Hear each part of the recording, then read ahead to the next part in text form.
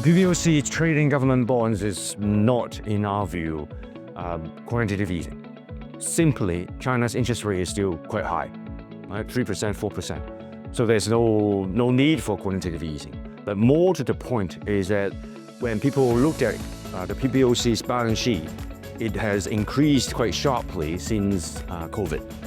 And when the announcement comes that the PBOC is going to trade government bonds, the logical view is that the PBOC is going into QE. Now that is not quite true, because by trading government bonds, it doesn't really mean just buying. We're also talking about the PBOC selling. That's trading, right? And at the same time, the PBOC will continue its open market operations on the short end of the yield curve.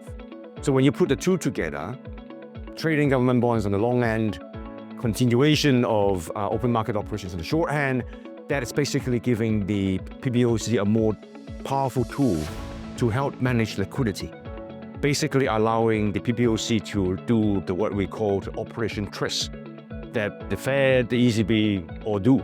So that means the Chinese central banks now can actually go into Operation Tris, influencing long-term interest rate as well as short-term interest rates, twist the yield curve so that they can have a better liquidity management in the system.